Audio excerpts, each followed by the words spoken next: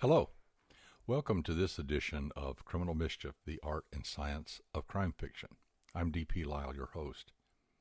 Today we're going to talk about one of my favorite topics, and that's storytelling, but not just any storytelling, more regional storytelling, and in particular, Southern storytelling.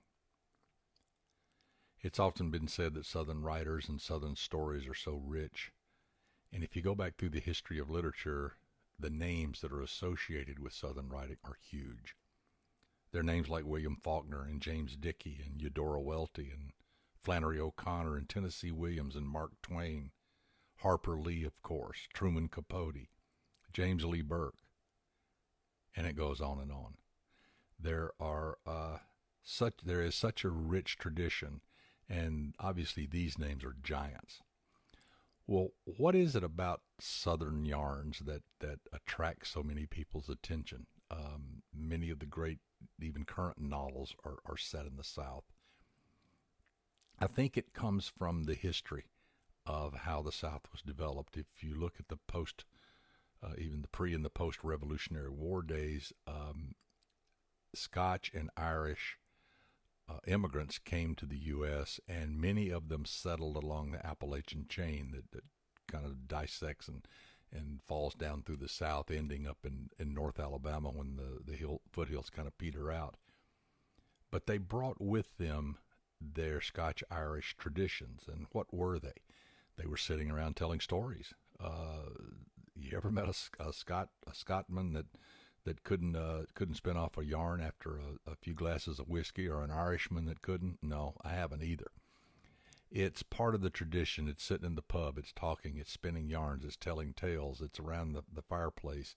It's at the community gatherings. They told stories. Well, in the American South, it was poor. Really up until the mid-20th century. It was poor. TVA coming in brought electricity down there, and that changed everything. But prior to that, it was a very poor, very agrarian farmland, growing crops, living off the land. Didn't have books, didn't have much education, so telling stories around the fireplace or the campfire became part of the tradition. And until television came along, people used to sit around the table and talk to each other. So what is it? What are the components and the elements of Southern storytelling that make it so compelling? Well, there are many. You can't talk about the South unless you talk about country music and the blues and country stores and cornbread and sweet tea and, of course, the weather. So let's start with the weather. Weather is a character in Southern stories. It is in a lot of other stories too, but in the South it really seems to be. The heat and humidity will wilt your clothes and wilt your soul and wilt your will and just wilt you. And you'll want to go find a cool spot to lay down. Maybe it's in the shade. Maybe it's by a stream. Maybe it's in the shade of the barn. Maybe it's in the hayloft. You'll find a place to get out of the sun. The sweating farmer with the red neck, well, that's where redneck came from. The guys who actually work for a living. Now, Elmore Leonard admonished us not to ever start with the weather. Well, he forgot to tell James Lee Burke that, because James Lee Burke, in his particularly his Dave Robichaux novels, which are set in the swamplands of Louisiana, weather is definitely a character. And if you want to see how Mr. Burke uses it, pick up his Edgar-winning novel, Black Cherry Blues, and simply read the first paragraph. You will not only see brilliant writing and brilliant storytelling, but you will see how the weather drags you into that story and becomes such a part of the milieu that it is a character in the story. We have storms down there, not only just tornadoes, but we have electrical storms, we call them, or thunder boomers, where the rain is just torrential and the lightning and the thunder is just breathtaking. And after the storm, even before the storm, you can smell the ozone in the air. And then afterwards, that clean smell of fresh soil and fresh greenery. So weather is very, very, very important in Southern writing. It is a character. And speaking of characters, The South is full of characters. There's the cliches. There's the local sheriff with a big gun and an even bigger belly, or there's the cheerleader with a big smile and the bouncy blonde hair, and the farmer with his overalls and the straw hanging out of his mouth and his sun-baked neck, like I talked about. Those are cliches, but they're cliches because they're real. Those characters did exist, less so now, but they did. But there's also such compelling, if you go back through the history of literature, Southern characters. I mean, let's just start with Scarlett O'Hara. My goodness. Gone with the Wind, of course. She just defies description. She is Southern to the core. She is Atlanta to the core. She is Tara, her land, to the core. She's tough. She's flighty and goofy, but tough. You do not want to cross her. She is a survivor by whatever means are necessary. She's a very strong-willed Southern woman, and it made her such a great character. Another one would be Scout from To Kill a Mockingbird. We see that story, which is really the story of Atticus, her father, and his defense of a social injustice. But we see it through the eyes of Scout, and she is such a compelling character. And I think when Harper Lee decided to use Scout as the point of view character, it was an absolute brilliant move. Had she told the story from Atticus's point of view, I think it would have lost much of its impact, because it was the childhood innocence of Scout that made that story work. And so Scout is a great Southern character. She had her friends and she had her fears. She had Pooh Radley that she was terrified of. She had her brother Jim. And so the whole group of characters there in that little town, where Harper Lee lived, was Monroeville. It was actually probably based on that. And then what about Willie Stark?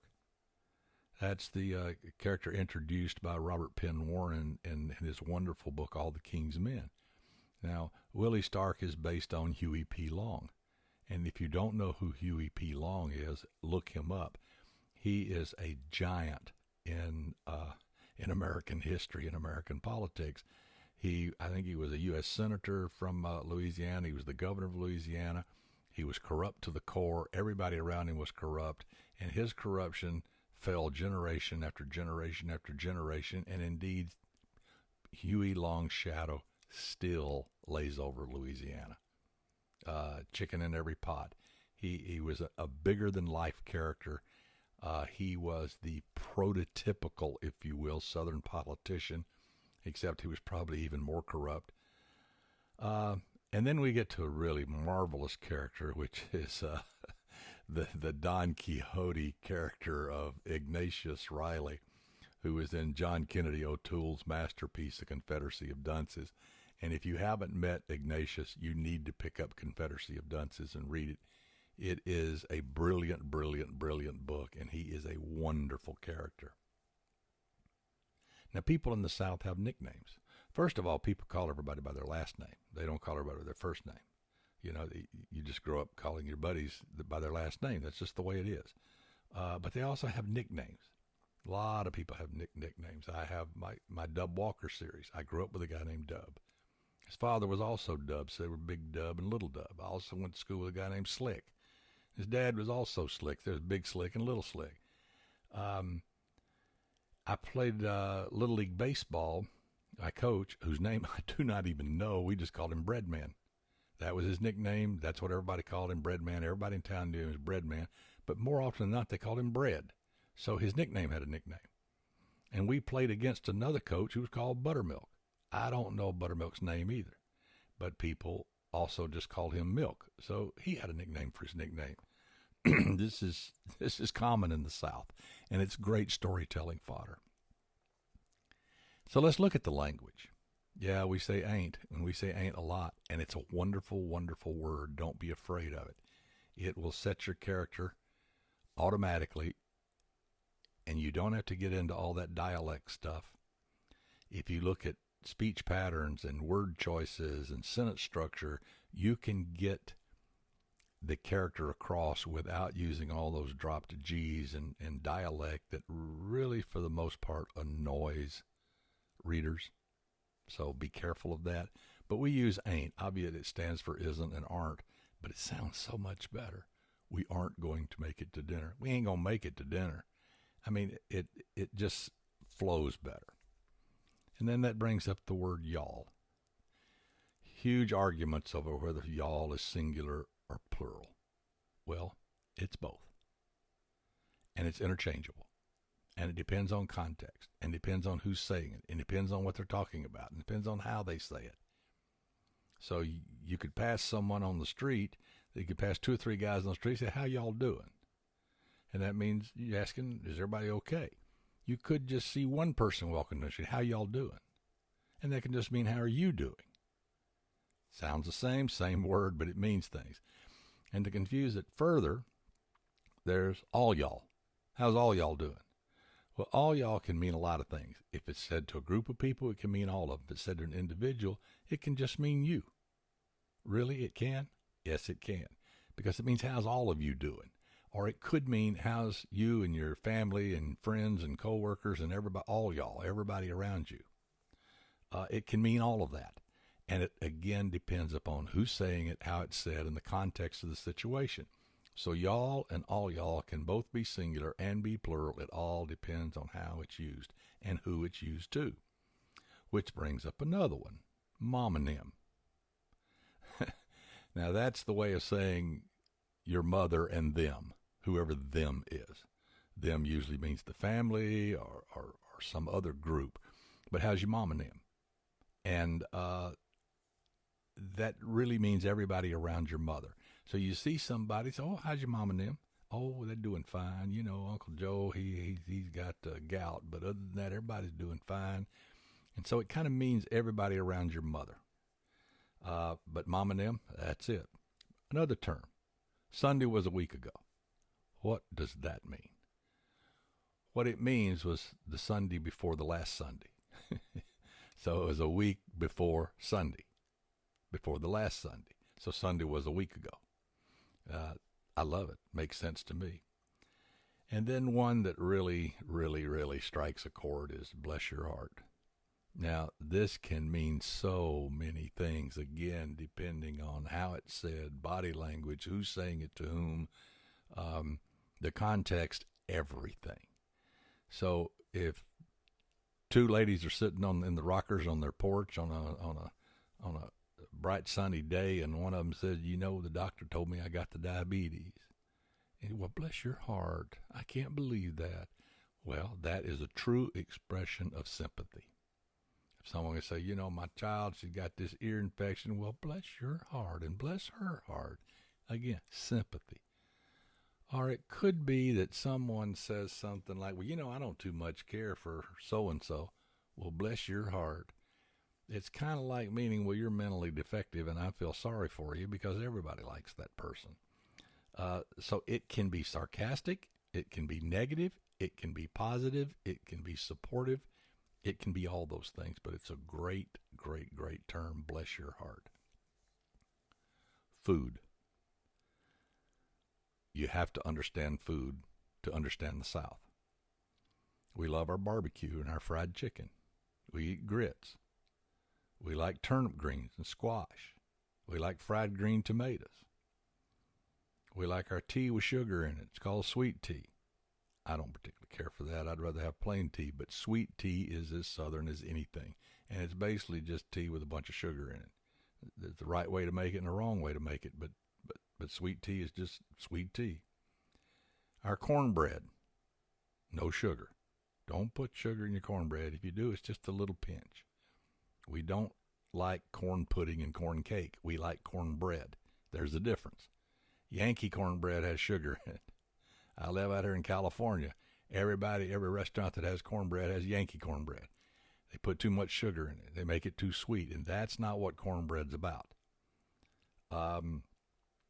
Mark Twain famously said, if you want to know a man's politics, tell me how he makes his cornbread.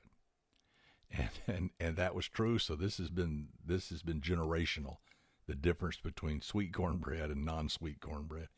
So he knew that, and Mark Twain always got to the heart of the matter, as it were. We like banana pudding and, of course, pecan pie.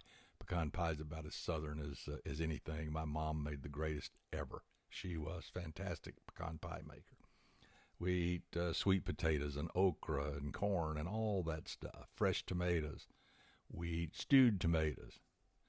So food in the South is important, and particularly in New Orleans. And if you read my book, A-List, which is set in New Orleans, we visit several restaurants there with Jake and crew, and food is an important ingredient in writing about New Orleans and the South in general. Football.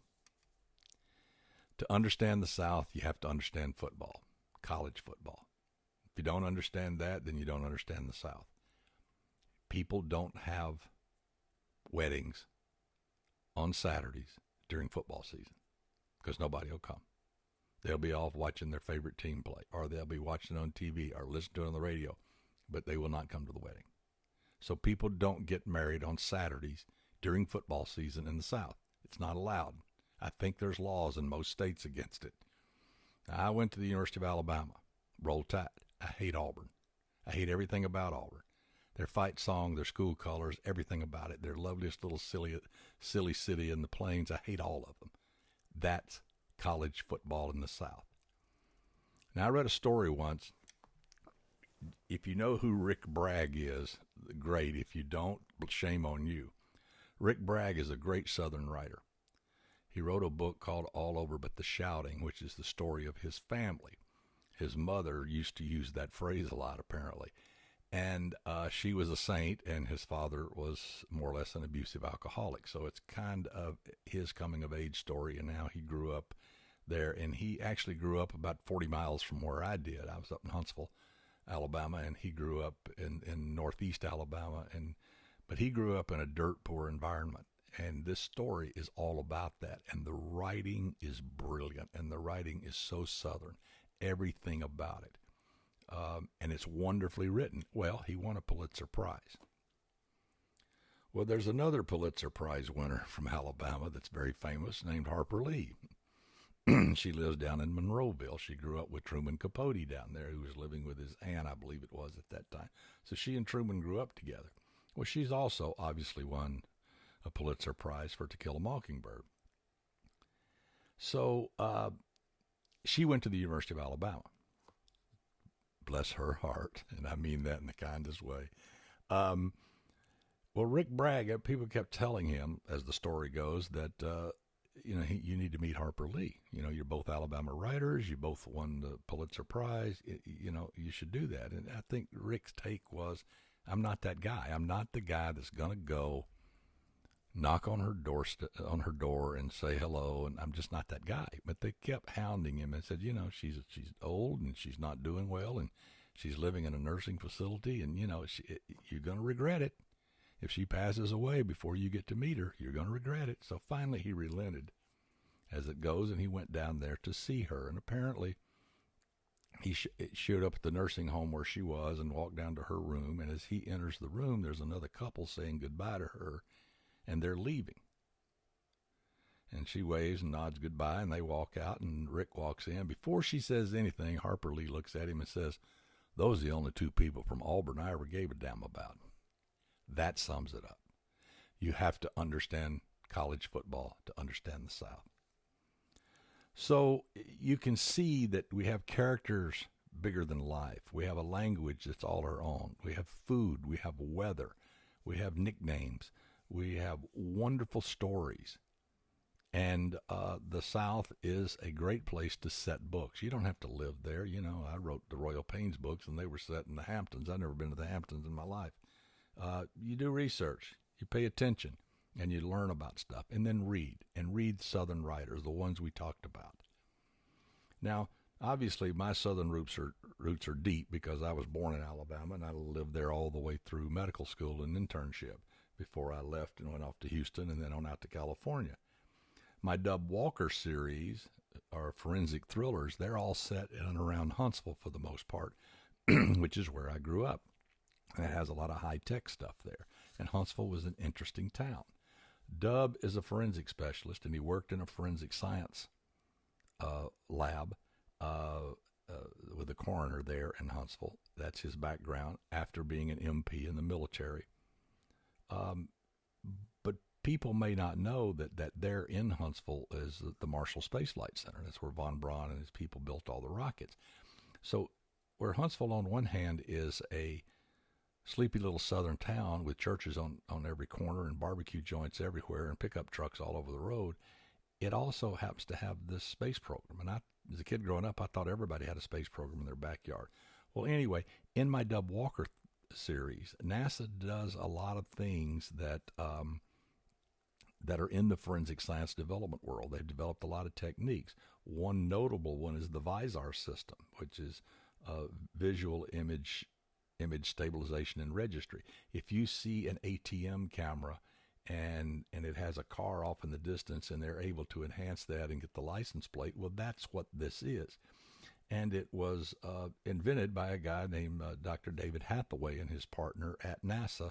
He is the director of the solar imaging program, and I had a chance to meet David and talk to him about VISAR, and I actually used a lot of that in my first Dub Walker book.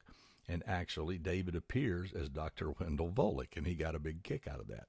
But the point is that the Walker series are set in and around Huntsville. That's a very unique town, that it has all the southern roots, but it has all the high-tech stuff. Then for my Jake Longley series, I moved down to South Alabama. Jake lives in Gulf Shores. And so Deep Six, the first book, and that takes place down around there. Jake has a place on the sand. He's an ex-professional baseball player, but now he runs a bar and chases bikinis, as he puts it. That's his goal in life. His father, Ray, who's an ex-whatever black ops guy for the military, is a PI agent. He owns PI business. Can't understand why Jake wastes his time with his bar and running around when he should be working for him. Obviously, you can see where the conflict comes from. And these are comedic thrillers. They're funny. They're slapstickish in a way. So that one was set down in Gulf Shores. And then for A-List, the second one, I moved to New Orleans, and that's a whole fun New Orleans story. And I love New Orleans. I've probably been there 30 times in my life. Would go back tomorrow because it's a great town. Then for Sunshine State, I moved to the Panhandle of Florida. Of course, Sunshine State had to be in Florida, to an imaginary town. And then the one that's coming next May is called Rigged, and it's set in a wonderful artsy community of Fairhope, Alabama. It's down close to Mobile, down in the Gulf area. It sits on Mobile Bay, faces west, so there's wonderful sunsets over the bay. And it's got a great bookstore and great little art shops and cafes and bars and restaurants and stuff. And it's just a very cool community. So if your travel plans ever take you down to that area, go to Fairhope and read Rigged, because it'll take you through Fairhope. And I'm starting a new series that's coming in October.